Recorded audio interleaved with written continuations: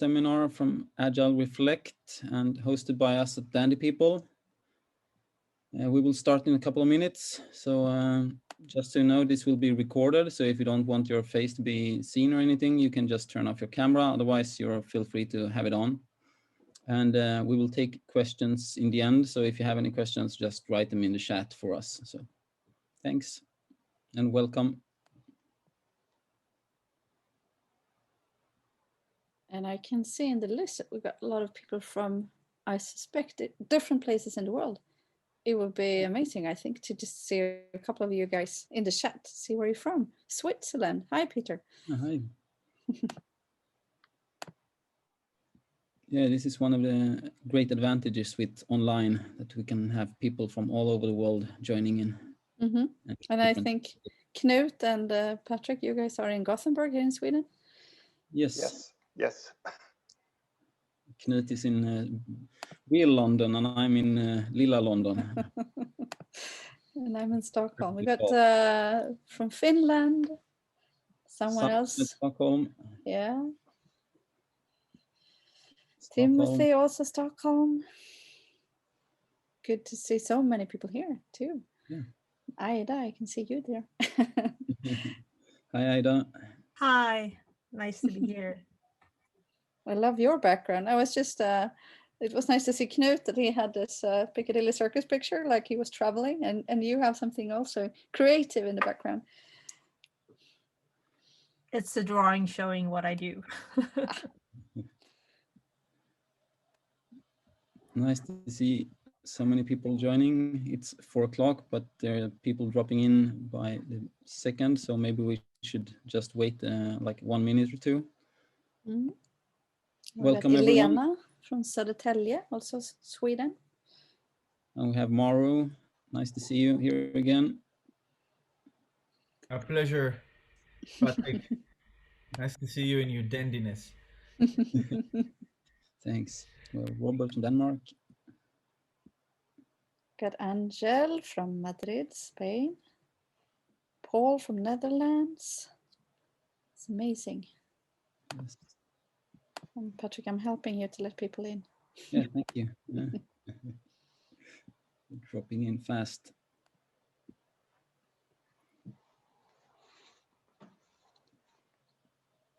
Hi, everyone. It's new.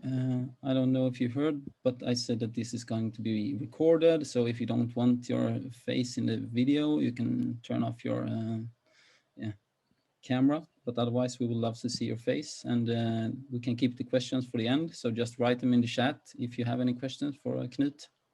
And we'll take them after. So we got Robert from Denmark, Konstantin from Germany, and Ben from England, and Jenny from Stockholm. Yeah, it's 4:01 and people are, I think most of them have come in. One more. So it's a pleasure to have you here, Knut. Maybe you should just take over. So Knut Fahlén from Econ Management. Welcome. Thank you very much. And I expect you can see the screen that I'm sharing. So I'm here all by myself. I should have been here with my colleague Rickard Olsson, who is manager of Beoynd Budgeting Institute and also a colleague at Econ. But he had to go to an assignment today, so I will do it by myself, talk about Agile Islands and Agile Enterprise, how we can go from creating these Agile Islands to an enterprise model enabling business agility based on Beoynd Budgeting. And see if I can click. Just a short about Econ. We are management consultants established in Gothenburg 35 years ago. We work with public services, public governance, medtech, healthcare, automotive, and real estate industries, mainly. But I mean, it depends on where you have the demand, and our main offices are in Gothenburg and Stockholm, but we work where our clients are. And today we are about 140 consultants, where about 50% are subcontractors to us. And we also work with a global consulting partnership with the BBRT, Beoynd Budgeting Institute, and Beoynd Budgeting Roundtable.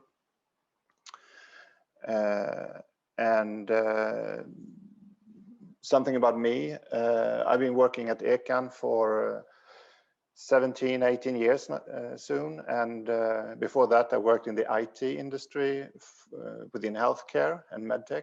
And before that, I was a PhD student at the business school here in Gothenburg, where I earned my PhD through a dissertation about disturbances and uncertainties. And that might be the reason why I got so stuck with the Beoynd budgeting principles and that concept.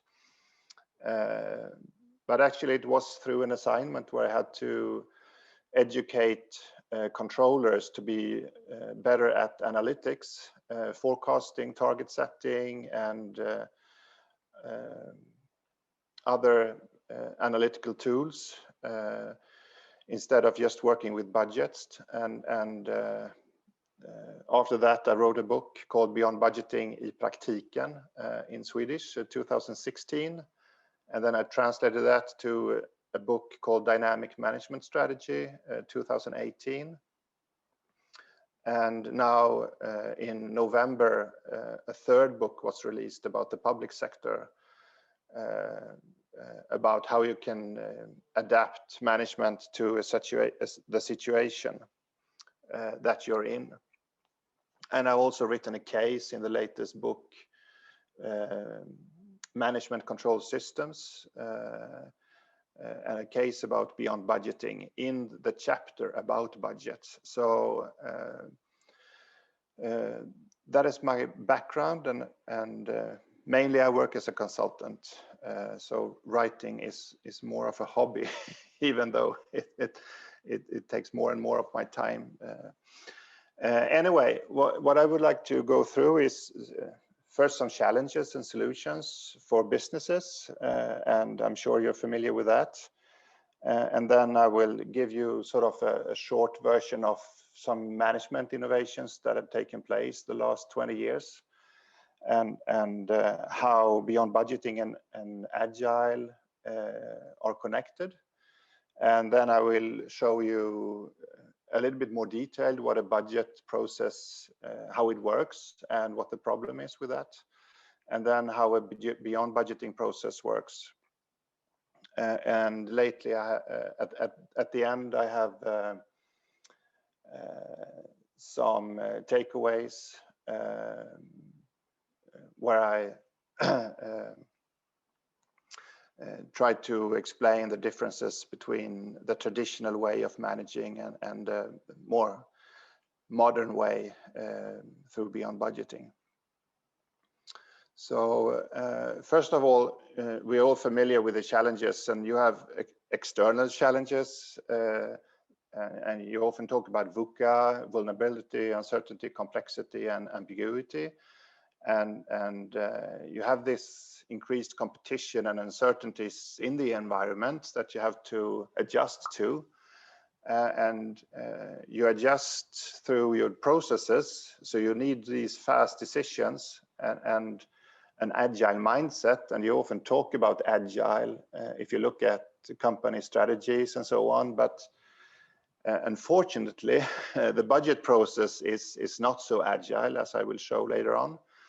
And it's not so inspiring either if you want to attract talents to work in a modern company with skills and autonomy, and this kind of traditional command and control structure makes them go away to some other companies that are more where you can have more autonomy and freedom to work with things that you think are needed.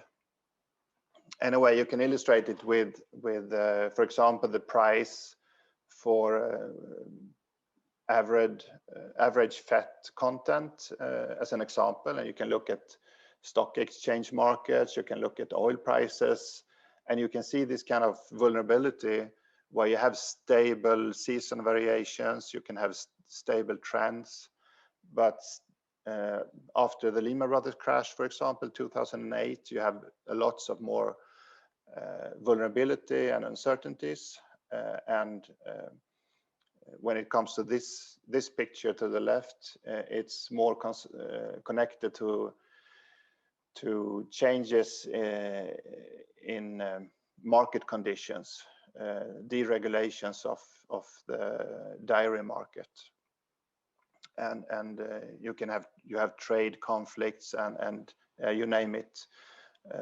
The latest election in the United States is another example, or problems with the Arabic Spring and so on.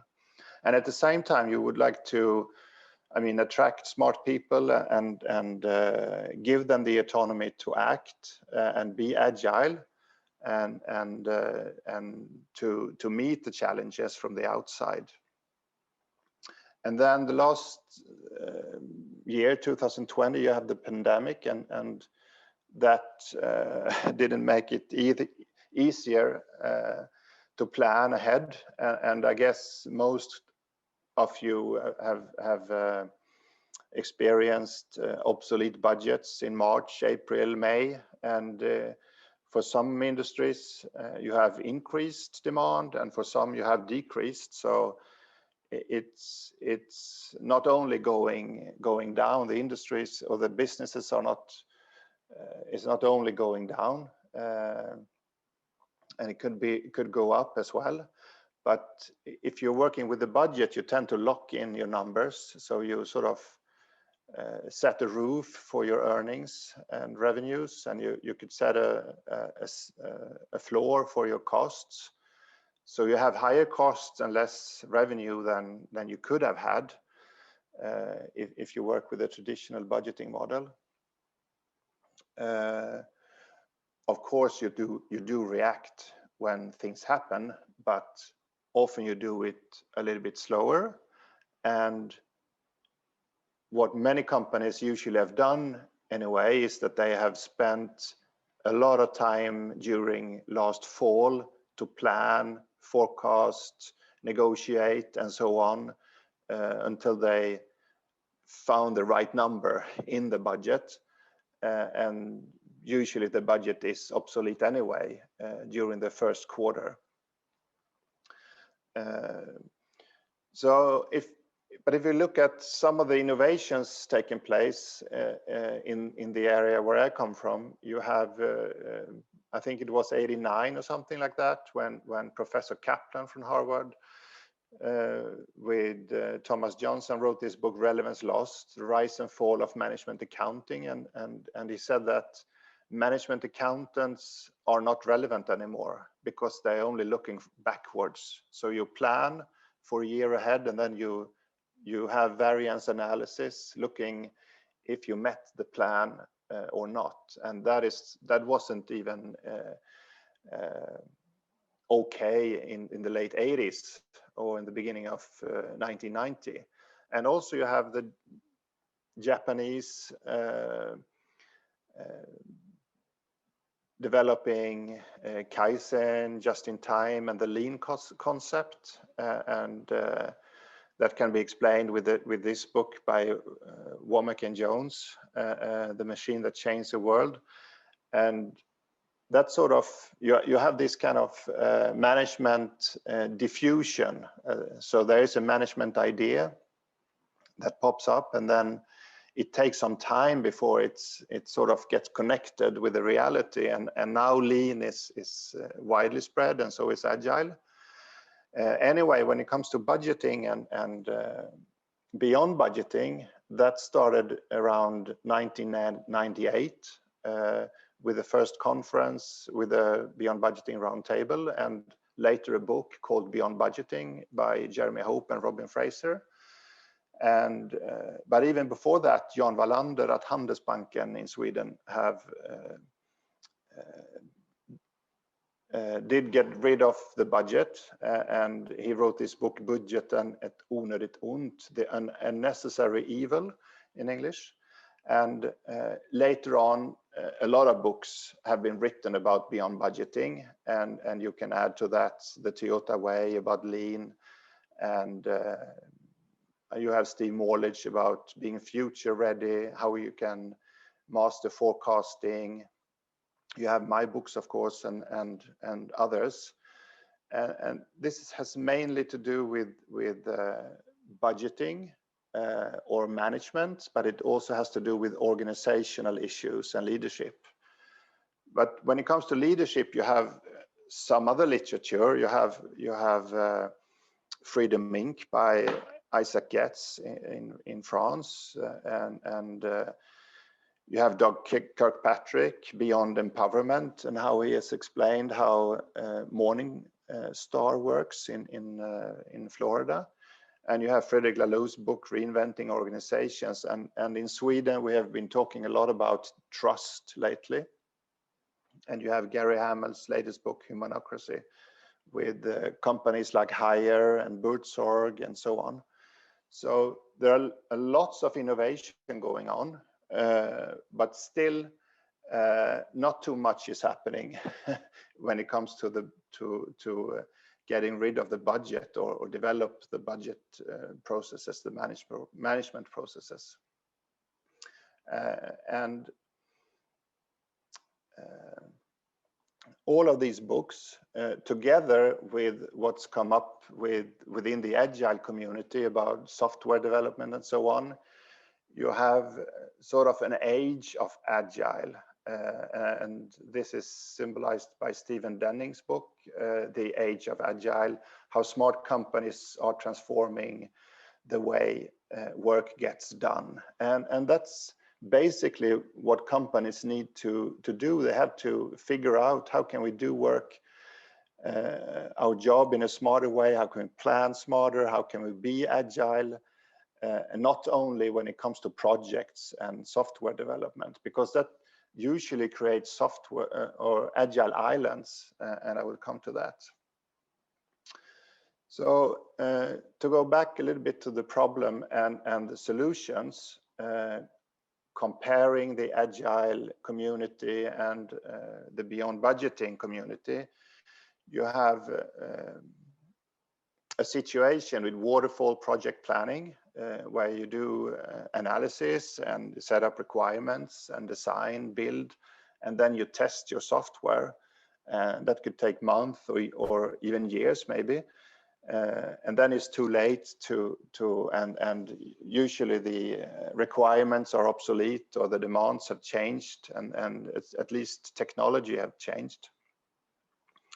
And then you have the same kind of linear process going on within the business planning process, the budgetary business planning, where you set up strategic targets and you plan doing budgets, and then you have your organization to deliver on that plan, and you monitor through performance management systems and stuff if they have delivered according to plan.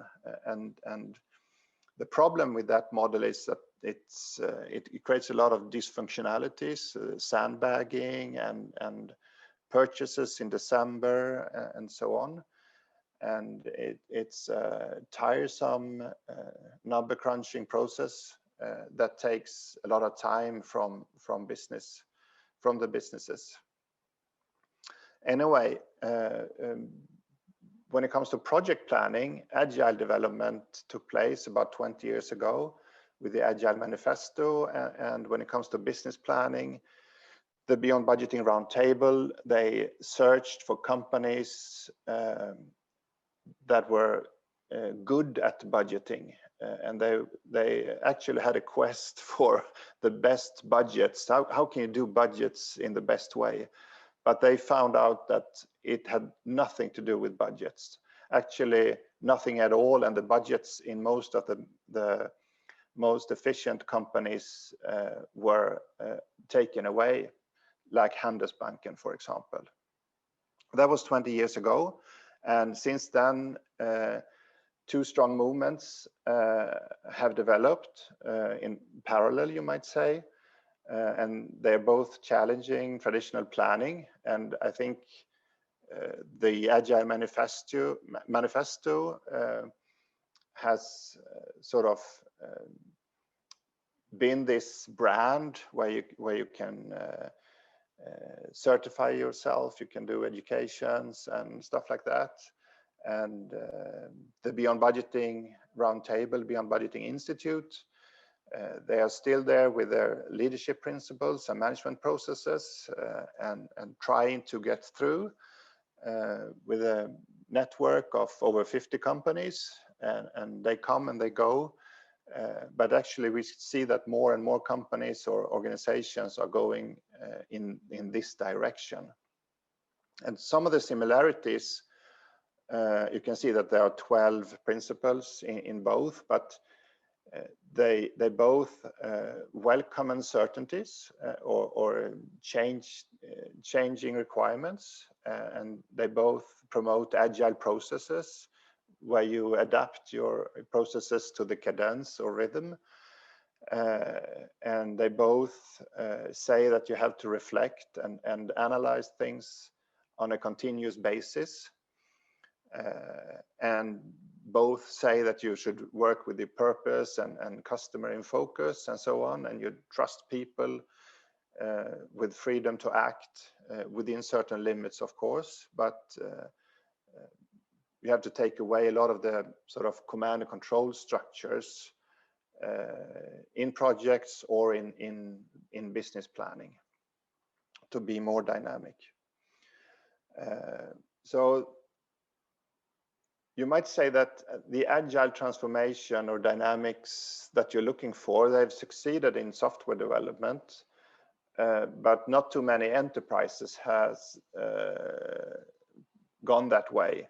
So you have agile islands with software departments, maybe research development, maybe some other parts of the organizations has gone agile, but still many large corporations, at least, they're still stuck in the bureaucratic mainland with command and control structures and sort of arranged to what planning is arranged around the budget, and the budget itself was invented over 100 years ago by McKinsey. So it sort of hinders the organizations to reach this island, the whole organization to reach this agile island. And the agile island must in some way go through the resource allocation bridge to fund money for projects. So if you look at the history of Agile and how management has developed, you can see Agile and Lean as two apps working within isolated areas, and you have Agile working with projects or discontinuous operations. And it was born in software development. And then you have Lean, that is actually from the automotive production and continuous operations. And they work sort of isolated and are not connected to the business plans usually, but only to operations, discontinuous or continuous. And when you add beyond budgeting and the beyond budgeting concept to that, you can see those apps working a lot better with the beyond budgeting sort of operating system. And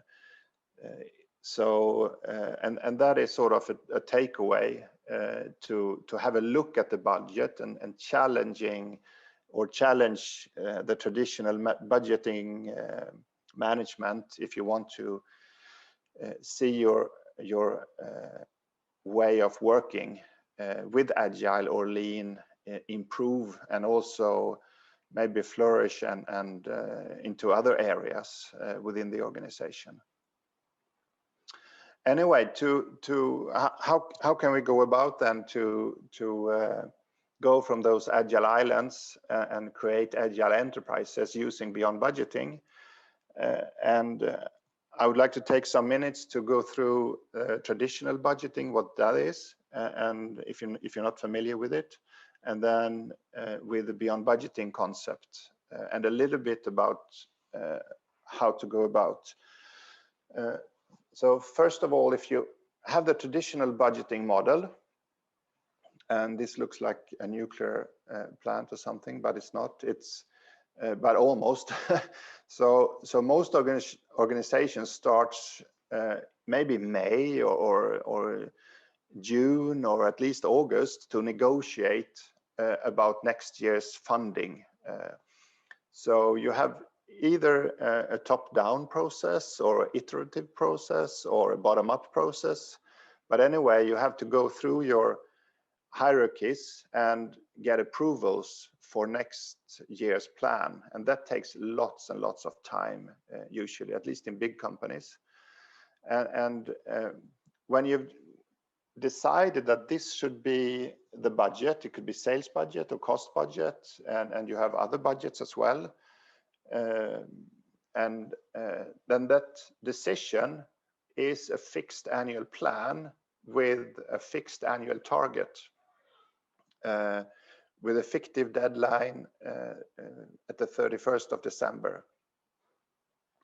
So managers in the organizations, they sort of trying to reach that target, and the budget is also cascaded down in the organization, and then it's monitored with sort of this command and control system where you have accountable people trying to reach numbers, and that creates a lot of dysfunctionalities.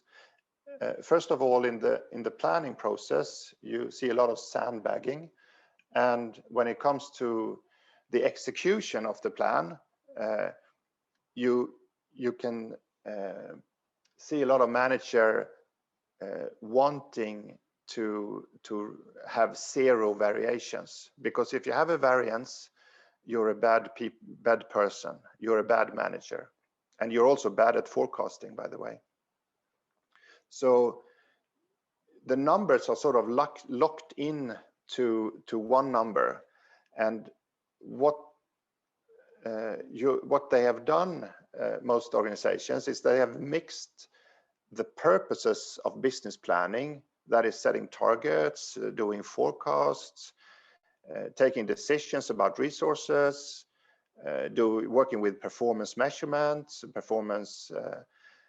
and coordinate the organizational parts, and also maybe reward people for doing good performances. All that is combined in a process that is called the budget process, and you have numbers in the budget that are all the same for all these processes.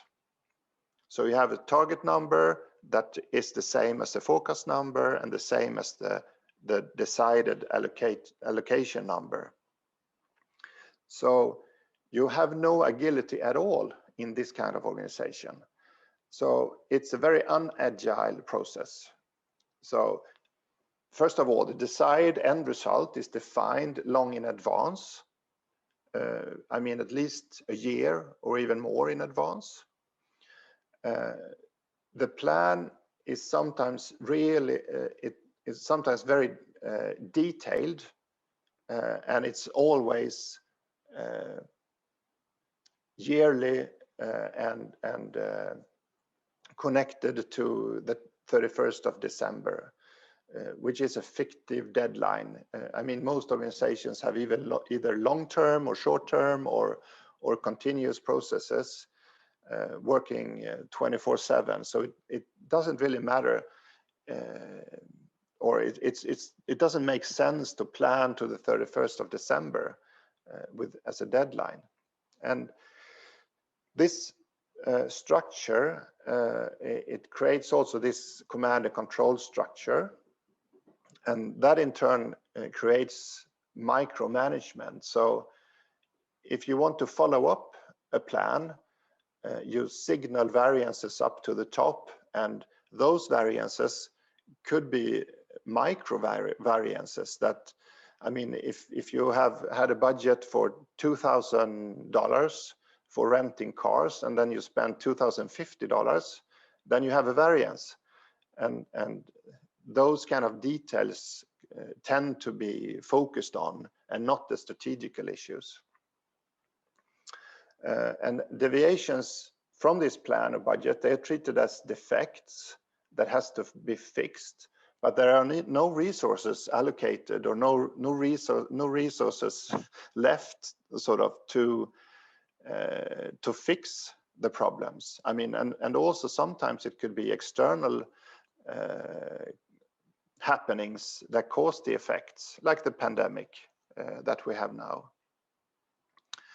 And to avoid the risk of being blamed for things outside their control, managers tend to do a lot of, or work with a lot of dysfunctional behavior like sandbagging. That makes it a lot easier to deliver according to a plan. So costs tend to be higher and revenues tend to be lower, and there is no agility in this traditional model. So then the question is, how can we sort of go about working with beyond budgeting instead? And the beyond budgeting process. And the beyond budgeting process is, first of all, you have to accept uncertainties, and you have to work with more of a cadence-driven business environment. You have to adjust to your rhythm of the businesses, and you have to adjust to your reaction time, and how far ahead you can plan. I mean, if you have a an oil drill standing out in the North Sea, I mean, you know that it will stand there for 10, 15 years at least, pumping up oil. But if you're selling oil, then you can only plan ahead maybe 2 or 3 months ahead at the furthest. So you have lots of different cadence in your organizations when it comes to businesses. So you have to adjust that also on a strategic level or a more tactical or operative level, and work with lead times that are adjusted to where in the organization you work and with what kind of operations you work, and adjust the horizon to how far ahead you can plan. I can, for example, give you the example for us at Ekan. We used to have like 6-month forecasts, but we've tightened that down to about 3 months. So, and we don't work with the budget at all. We know that we have about 60, 70 employees and subcontractors, and we know that we have some assignments right now, and then we try to sort of monitor how we are, how the business is going from week to week or month to month, and sort of work with whatever we can work with from time to time, and decide plan. And sometimes some consultant might be stuck in a project that's over by, I mean, a year or 2 years or 3 years, and sometimes you only have shorter projects. But you have to reallocate we have to reallocate our resources all the time. But that's our model, and it's not the same for a bank or an automotive industry or healthcare, medtech, or a public sector. Knut, before you yes. continue, Yep. I know you have noticed you have mentioned the term sandbagging a couple of Yep. times, and I'm not sure if everyone is familiar with it. I saw it, you had it on your slide, but I think some people missed it, so maybe you could just explain it. Yes, sandbagging is that you try to get funds that are higher than you need actually. So you sort of pile up bags of money in your department, you might say. So you try to negotiate to get more than you need if you're looking at the cost, for example. You build some slack into the system. So. Yeah, so to build slack into the system, exactly. Okay, so, thank you. Yeah. And what you do when you do forecasts or monitoring of your plans, you have to monitor your business, of course. You compare the actuals to either your forecasts, and you can conclude that your forecasts are good or bad, and you also compare your actuals to your ambitions or your targets. And you also have to accept that there is a deviation from your ambitions and forecasts, because the forecast is telling you where you think you will happen, and your target setting is about where you want to end up at the end of a period or over time. For example, you might want to have a growth by 15%. Then that is a continuous target. Or another target could be that we'd like to be better than our competitors, or another target could be I would like to be better than last year. So you don't even need numbers to set targets, and you don't even need numbers to do analysis about your improvements or your actuals. And that process, of course, has to be sort of developed for each situation, each industry, each kind of business, and not as it is with the traditional budgeting process, that everyone is sort of working in the same way. And also working with the Beoynd budgeting is also trying to work with collective incentive plans, if you have incentives, for example, and not individual bonus systems and so on. So what the Beoynd budgeting planning process is like, a business process is mainly focusing at is to separate the process for target setting, the process for forecasting or monitoring your businesses, and also the process for decision making and resource allocation. And that is developed through how you measure and also rules on how to coordinate, what to discuss during meetings at different places in your organizations, and also how you reward your employees. So and there are of course more if you want that you can add to this, but most organizations that are working with Beoynd budgeting principles, they are working with the first three processes and separating those, the target process, where you want to be, the forecasting, where you think you will end up, and your strategic processes, that is about the resource allocation. Then when you're talking about budgets, resource allocation is actually what you might call a budget, if you would like to use that word.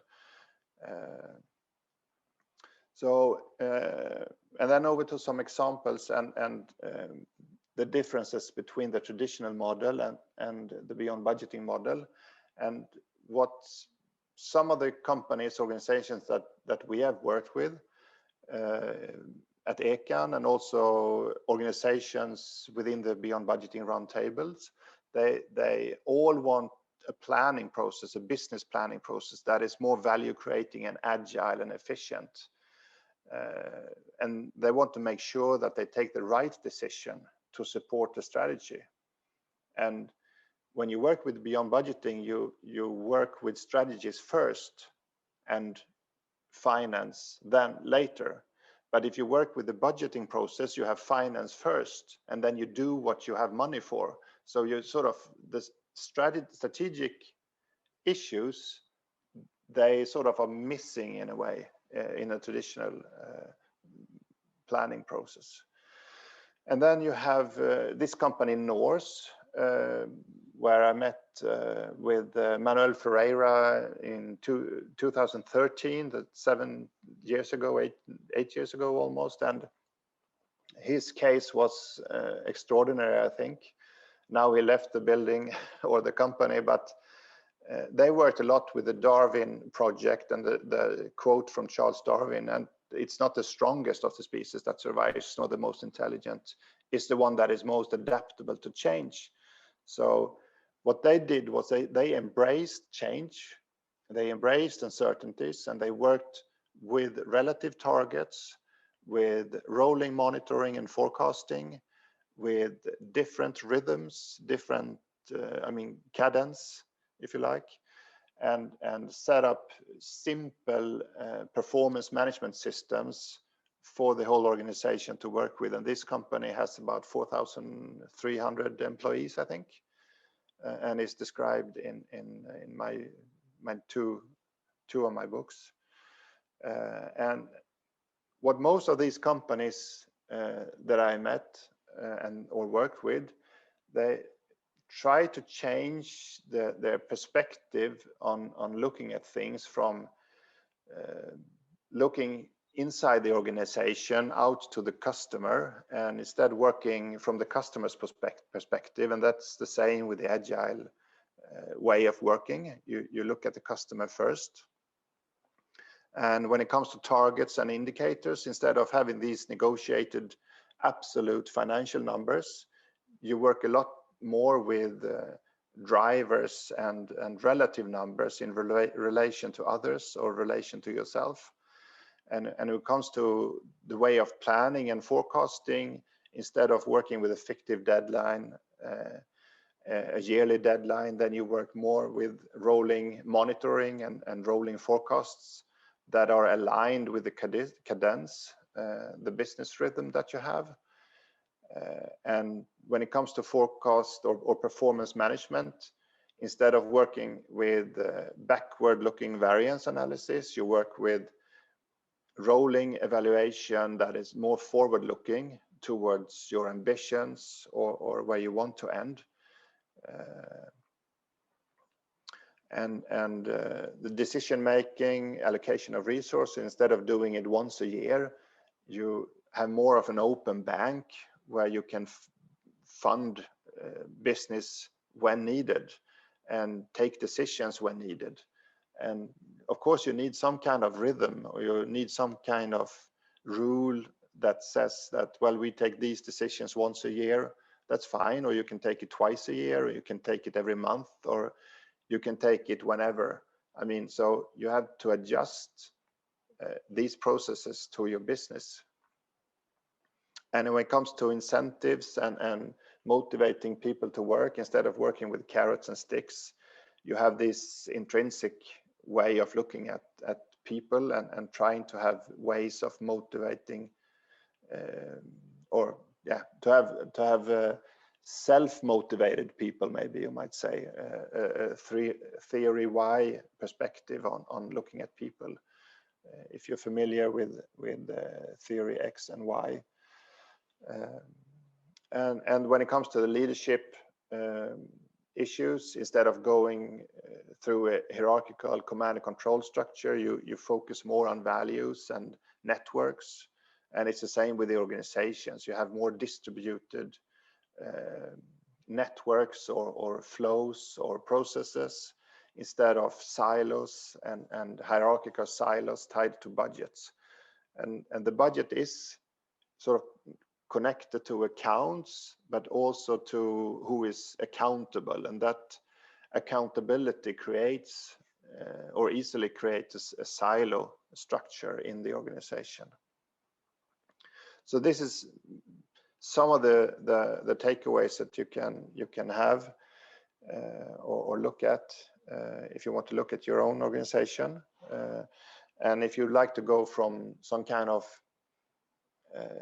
bureaucratic command and control structure to a more flourishing agile business, and do it with the beyond budgeting concept. And I also would like to say that the beyond budgeting concept is not a recipe. It's filled with ingredients or ways of looking at things, and you can take inspiration from several companies, organizations,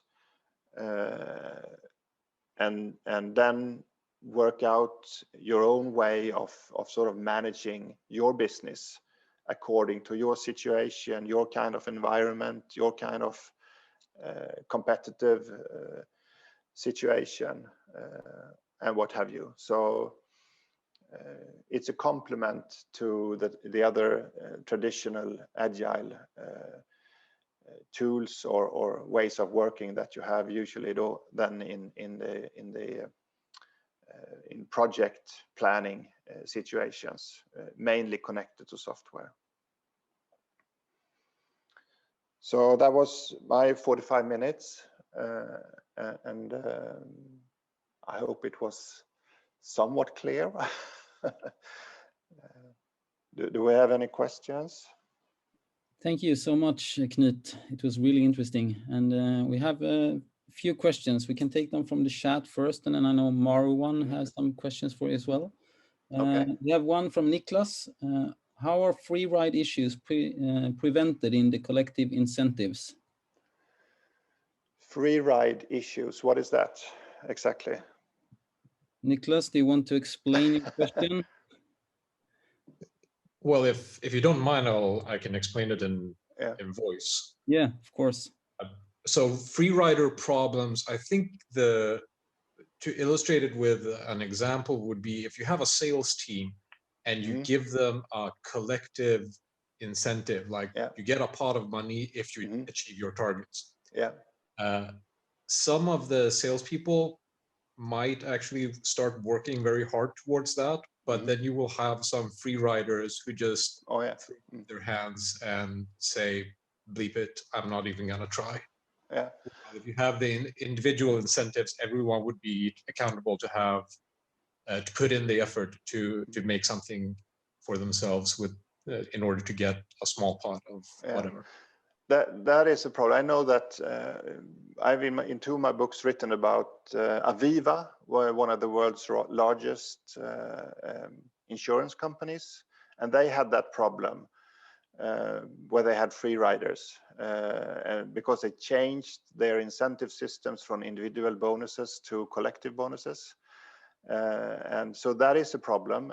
But on the other hand, when you have individual bonuses, you have I have an example from a friend of mine who worked in a big telecom industry, and when he reached his target, his hurdle, his bonus incentive hurdle, then he kept on selling, and he was sort of selling his sales to his colleagues that were struggling, and said to them that let's split the bonus that you get.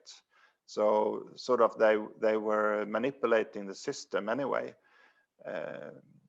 to get more from themselves.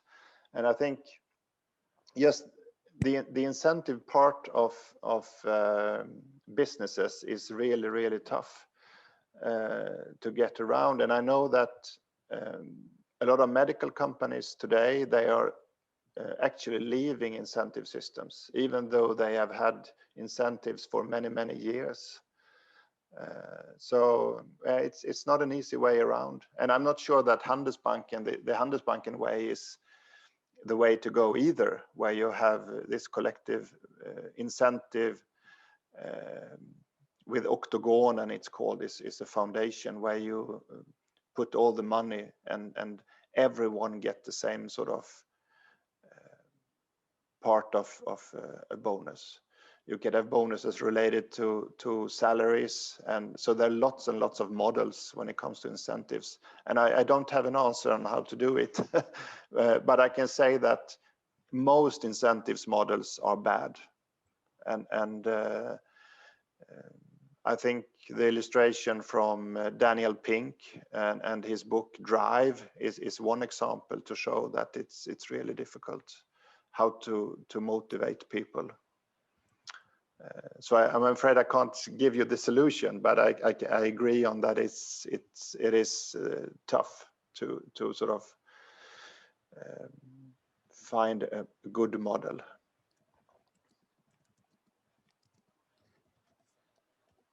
Okay, thank you for that answer. Jenny Persson, you had a question? Yes, hi. Have you been working with governments as well, and what have you been able to do there? Yes, yeah. I recently worked with Trafikverket, a part of what you say, transportation, and I actually worked to change part of their organization, their support organization, but they concluded that the budget wasn't helping them in their management. So I told them to work more with visualization of trends and more with relative targets. And we also developed the way of taking decisions. So, and they took decisions related to projects and also decisions more related to the ongoing business. I mean, the continuous businesses that they had. So that's one way. I had a dialogue with. No, well, that's not the public sector. It used to be public sector. Sorry, it was in the energy industry. So and parts of the governments we have worked with, for example, research and developments. So, and research and development is a special issue where you have different ways of booking costs as well. So it's a little bit difficult to explain here, but I think you can work also in the public sector with experiments and experimental design. And you have Norway, for example, where you have the organization NAV, and that is sort of the health insurance part from the government, and also the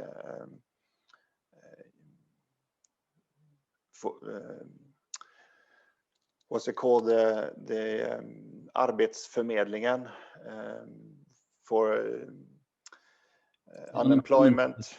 Employment agency. Employment agency, and they worked with Beoynd budgeting for part of their organization, the contact center, and so they allocated fixed costs to different parts of the organizations, but not the variable costs. And they concluded that those that didn't have a budget, they spent less money in total.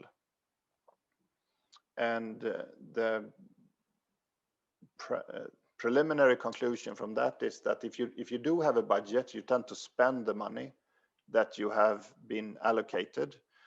If you don't have a budget, you tend to think, is this the right thing to do?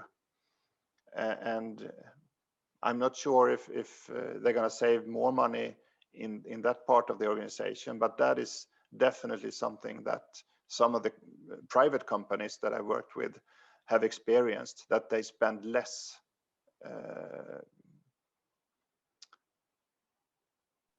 So they are becoming and more maybe cost on the right things as well, because when you have that budget, you have to as you say, you want to spend it, and you have to find things in that area to spend. So overall, in the whole company, it becomes not the most priority things. And also, I work a little bit with the Swedish church, and part of that, and they a small part of in a municipality in the Stockholm area, and they felt really bad doing the budget because they had to plan ahead, a year ahead, and they had to allocate overhead to different areas. and it was a very tiresome process. And then when 2020 arrived and the pandemic, they didn't have any anniversaries, they didn't have any celebrations at all.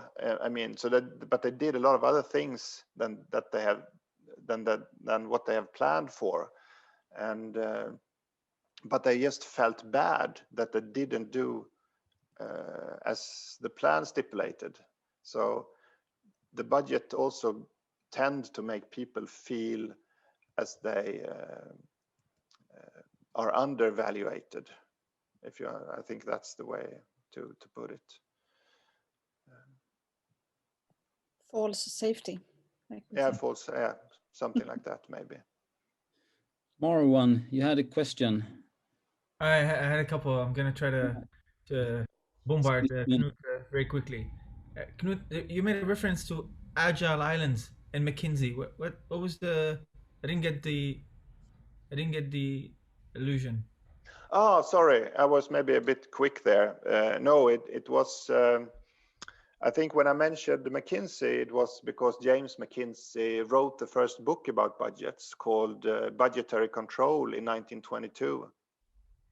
And so budgeting, actually, if you're interested, it has more than 100 years history, and it was invented maybe, I think, 1658 or something like that in Great Britain. When the king and the parliament had argues about, I mean, the parliament collected money and the king spent the money on wars and castles. And so they needed this kind of contract between the king and the parliament. And later on that developed, or that was called a budget. So you had a budget or a budget that was sort of a box of surprises, it was called. And this budget was something that the parliament had to sort of, they had to take the final decision that the king should get the money to spend on wars. But that was in the 17th, 18th century, and then in late 19th century and beginning of last century, you have General Electrics, you have General Motors, you had DuPont,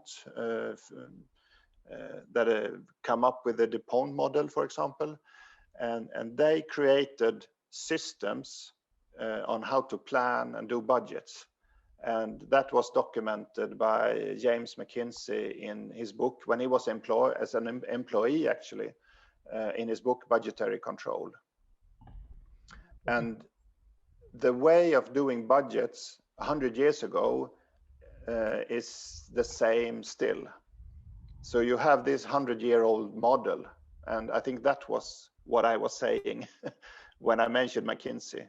Actually, McKinsey has written some articles where they have where they are have critique about against the budgeting, traditional budgeting. So, and I think lots of the big, I mean, management consultant companies are looking in this direction. And some talk about agile finance, but I'm not sure actually what that is, except for working with Kanban boards and stand-up meetings and some other agile tools. They are not challenging the budget anyway.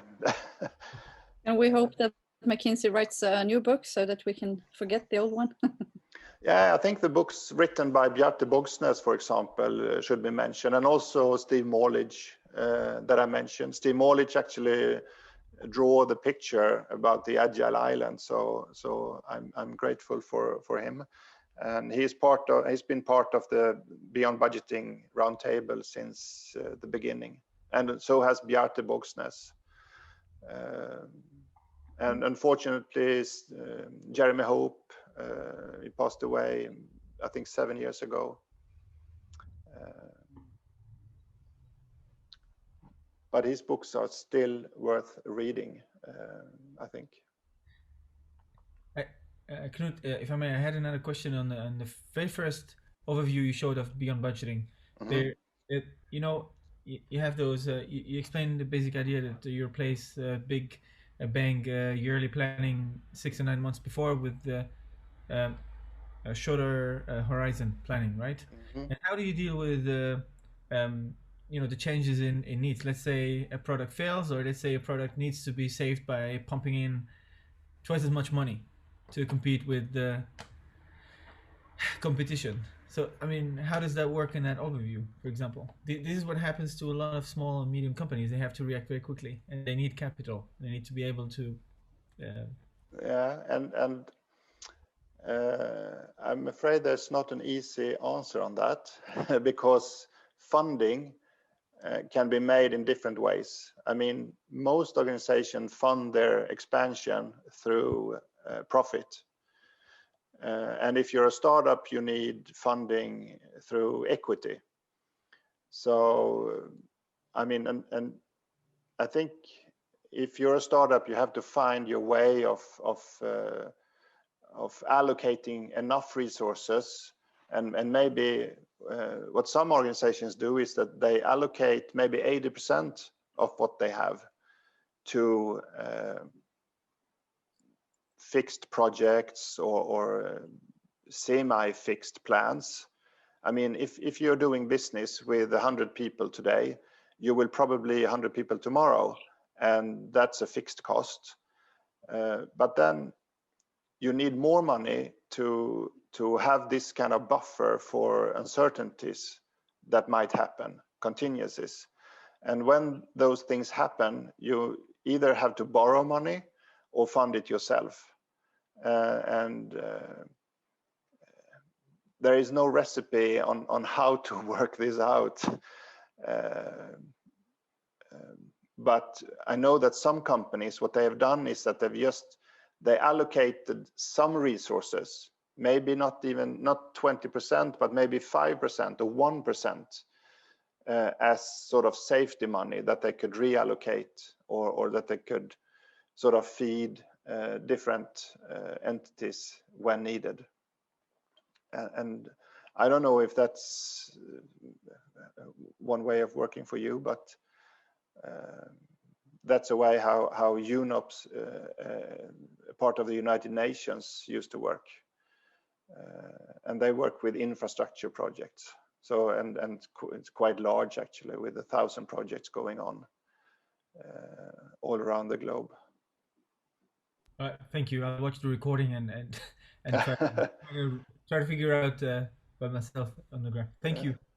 So everyone, it's 5 o'clock, and I know that Mia has one final question. But before that, Knut, could you share your last screen again so that people can see your contact info? Because I think that there are a lot of more questions, so they can contact you and maybe get some more answers. If you just share your screen. Yep, sure. So people can just see where to contact you. And Mia. Yes. Okay. Good. Thank you. I'm not really sure if it's connected. It's connected to the budget and all the bad things that we might see in the organization, at least when we're doing agile transformations and trying to become agile. And one of the things that I've seen in some organizations is that they are doing the kind of OPEX and CAPEX, I think it's called, and they're trying to think about everything that we do always every day. Does it belong to innovation or maintenance? And this is a kind of a budgeting things that I've understood that they do so that they can in the future sell the organization. Mm-hmm. Do you have any idea of how to solve that? Will you automatically solve it if you go to beyond budgeting? Is it the non-existing problem then? I think I was in contact with one organization, a governmental actually organization, that had this kind of question when it comes to research and development, because you have some tax issues here on how, or bookkeeping issues, I should say, because you had to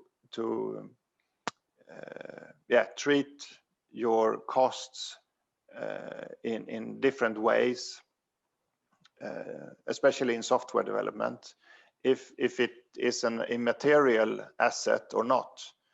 So you have a cost and that becomes an asset. but you can't. I mean, you don't have the asset. It's an immaterial asset, and that has to do with bookkeeping. And I can't explain that, I think, in English right now in a short way. Anyway, I think the way you could look at innovation or research and development and costs, if you have maintenance or if it's development, that is, you can allocate your resources in your organizations by viewing costs in different portfolios. So you could have a geographical portfolio, for example. You could have a product or service portfolio, for example, or you could have a functional portfolio. Usually you have a functional oriented budget. So you allocate costs to production, sales, administration, research and development. But you can twist your way of looking at numbers in different ways. And of course, that needs some skill, and you need the information as well in your systems. But most organizations tend to pull out reports that are connected to the sort of functional, hierarchical organizational view. So I think that needs some work. I understand. And it depends on what kind of organization we are looking at. It's not a simple answer, maybe. No. But it's causing a lot of pain that I've seen in many organizations where you try to work cross-functionally and creating a product organization without those silos. So how to help finance to change those practices is a big struggle. And I hope and I think that Beoynd budgeting principles help you to think in a different way doing that. Yeah, and it's still developing, because it's not a recipe, as I said. It's very adapted to each company, each situation. And in one organization, you might have several models, but you have a concept or a model that says that this is the way we look at, for example, resource allocation. This is the way we look at forecasting. This is the way we look at targets. And you don't even use the word budgets anymore, because it's such a complex word.